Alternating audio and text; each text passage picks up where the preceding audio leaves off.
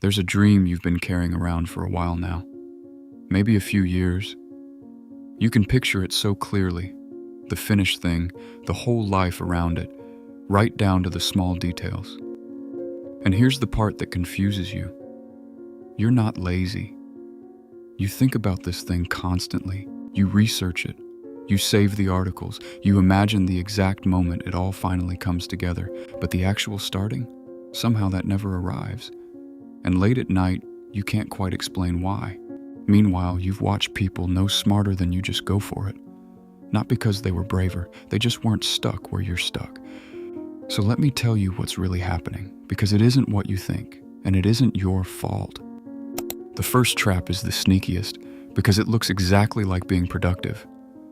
There's even a name for it: productive procrastination. Your brain can barely tell the difference between planning a thing and actually doing it. Picture it. It's late.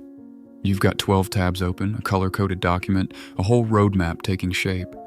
And you feel amazing, like you're finally getting somewhere. But you didn't move an inch. You just planned. And planning gives you a little hit of that finished feeling, enough that the pressure to start quietly drains away. Close the laptop, satisfied.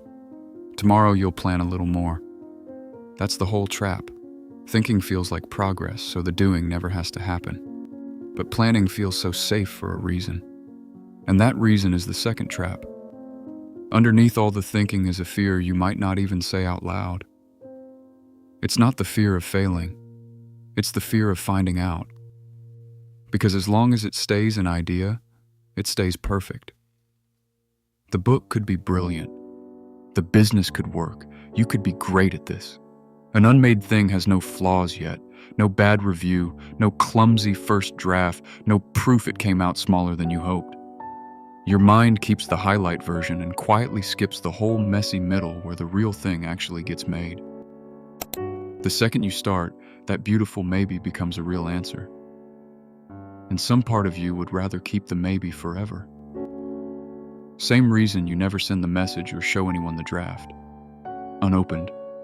It's still full of promise. Opened, it might just be fine. There's a reason this cuts so deep. When the thing you make is tied to who you are, its failure doesn't feel like a bad result. It feels like proof there's something wrong with you. That fear needs somewhere to hide, and it picks the most reasonable sounding excuse there is. Trap number 3. I'll start when I'm ready. Ready meaning the perfect plan, the perfect time, and the perfect version of you who already knows what they're doing. You'll launch once the website's flawless. You'll start the channel once you've got the better camera. You'll pitch the idea once you've read 2 more books about it.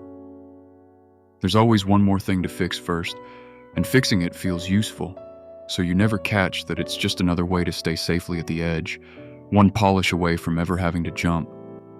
But that version never walks through the door. Nobody feels ready before they begin. You get ready by starting belly, then fixing it as you go. That's what perfectionism actually is. It doesn't feel like fear. It feels careful, responsible, smart. But waiting until you're ready isn't patience. It's fear that found a polite way to say no. And all that waiting and worrying and rehearsing, it's quietly wearing you out, which is trap number 4, and this one's physical. Every time you run the scenario, every worst case, every version, every but what if it goes wrong, you're burning real mental fuel. Psychologists call it ego depletion. Your self-control runs on a battery, and worry drains it the same way effort does. So by the time you could actually start, you've already done a full day's work in your head and moved nowhere. And a tired brain always grabs the easy option, which conveniently is think about it again tomorrow. Now it goes deeper, because even if you fixed all of that, there's something quieter still holding the door shut. Here's the quiet one, the hardest to even admit. Deep down, you don't yet see yourself as the kind of person who actually does this. In your head, you're not really a writer. You're the sensible one with the steady job, and the dream belongs to some bolder version of you that you've never met. So it stays just a hobby. You keep it small on purpose because saying it out loud would mean you actually have to be good at it. Psychologists call this identity-based avoidance.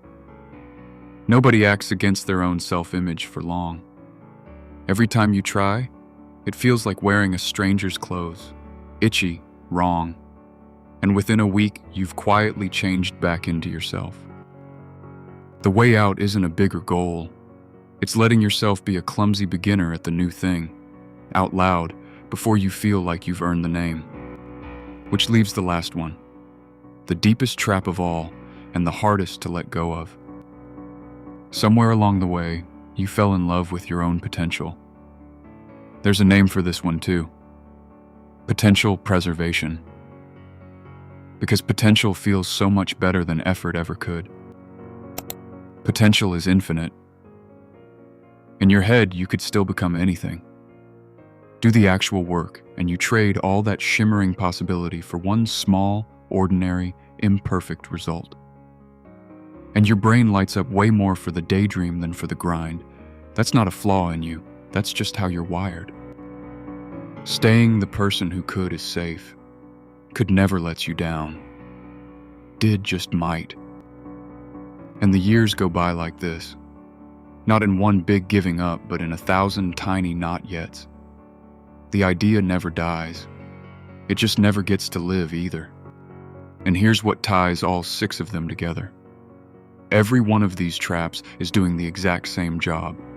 They're guarding you from embarrassment, from disappointment, from finding out exactly where your ceiling is. Your inaction was never weakness. It's a smart, loyal part of you working overtime to keep you safe. It just did the math wrong, because the safety it's guarding isn't real. That idea sitting in your head isn't being protected. It's slowly dying in there, quietly, where nobody can see the loss. You don't get out of this with a better plan or a bigger burst of motivation. You've had plans. Motivation shows up and leaves whenever it wants. You get out with something almost embarrassingly small, not a plan, an action you can finish in the next 60 seconds. Open a blank note and write one ugly sentence. Text one friend the words, "I'm starting." Something too tiny to scare you, but real enough that it can't be taken back. The dream was never waiting for you to be ready. It's just waiting for you to stop keeping it safe.